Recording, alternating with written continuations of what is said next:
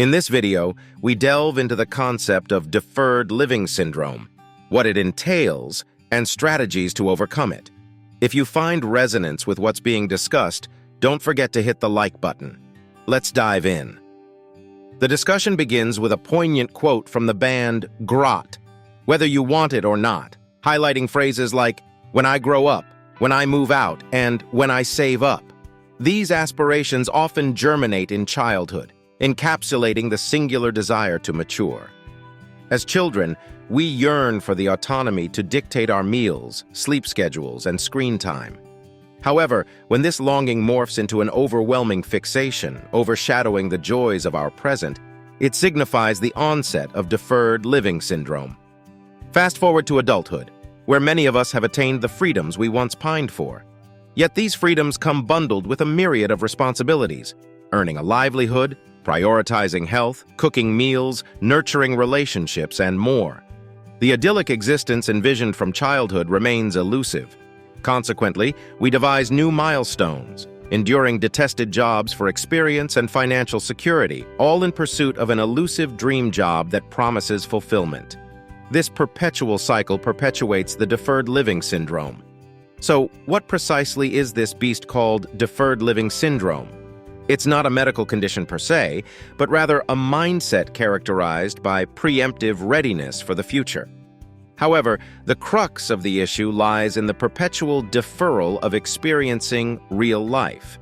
The individual afflicted with this syndrome perpetually looks forward to an idealized future that will revolutionize their existence, relegating their present to a mere rehearsal for the impending true life. Let's delve briefly into the historical context of deferred living syndrome. The term itself emerged relatively recently, in 1997, credited to our compatriot, Doctor of Psychological Sciences, Professor Vladimir Sirkin, if Wikipedia is to be believed. Although the phenomenon predates this designation, Sirkin illuminated it while studying the psychology of individuals from northern regions who harbored long-standing aspirations to relocate.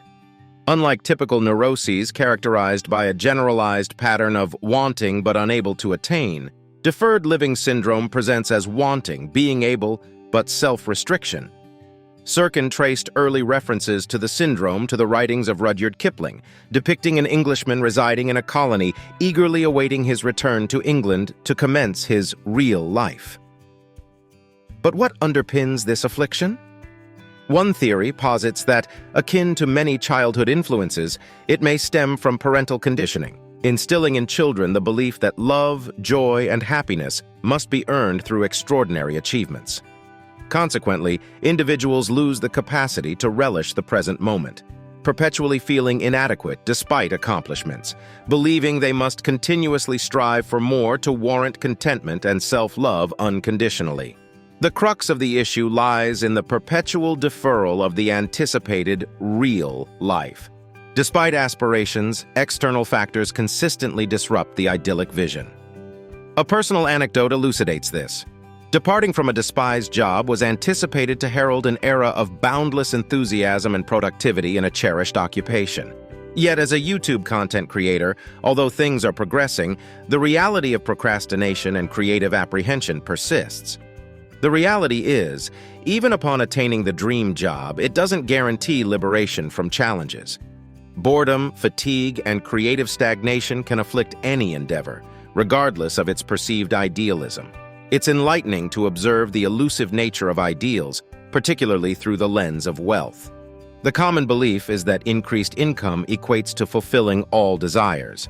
However, in reality, as earnings escalate, so do our aspirations, perpetuating an endless cycle.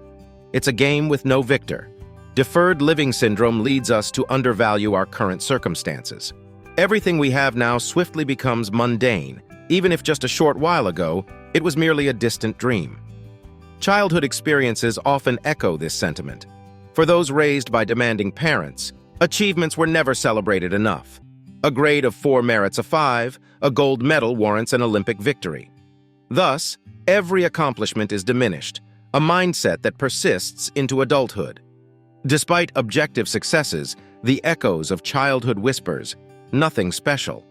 So how does one combat this detrimental mindset? Consulting a psychotherapist is ideal, working with a specialist to challenge ingrained beliefs. However, there are self-initiated actions to undertake. It's enlightening to observe the elusive nature of ideals, particularly through the lens of wealth. The common belief is that increased income equates to fulfilling all desires. However, in reality, as earnings escalate, so do our aspirations, perpetuating an endless cycle. It's a game with no victor. Deferred living syndrome leads us to undervalue our current circumstances. Everything we have now swiftly becomes mundane, even if just a short while ago, it was merely a distant dream. Childhood experiences often echo this sentiment. For those raised by demanding parents, achievements were never celebrated enough. A grade of 4 merits a 5, a gold medal warrants an Olympic victory. Thus, every accomplishment is diminished, a mindset that persists into adulthood. Despite objective successes, the echoes of childhood whispers, "Nothing special." So, how does one combat this detrimental mindset? Consulting a psychotherapist is ideal, working with a specialist to challenge ingrained beliefs. However, there are self-initiated actions to undertake. Begin by embracing the art of being present. Shift focus from thinking and doing to simply existing in the moment. Take a moment now. What sensations do you feel in your body? Are you comfortable? Which hand feels heavier? Notice any scents, sights, or sounds around you. Questions like these anchor you in the present, a realm often overlooked by those with deferred living syndrome. This practice not only fosters mindfulness, but also aids in managing anxiety, a tool to employ when thoughts veer too far into the future. Here are some practical strategies to combat anxiety about the future. 1. ***. Assess your immediate actions and energy. Pose 2 critical questions to yourself. Firstly, can I take actionable steps right now towards my primary goal? Secondly, do I possess the energy to execute those steps? If the answer is no to either, redirect your focus to the present moment and savor what currently exists. Hastening the arrival of a joyful future isn't within your control. 2. ***. Stop tolerating. Identify aspects of your life you're merely tolerating. Compile a list encompassing both significant challenges and minor irritations, such as neighborhood infrastructure issues or unwelcome remarks from a colleague.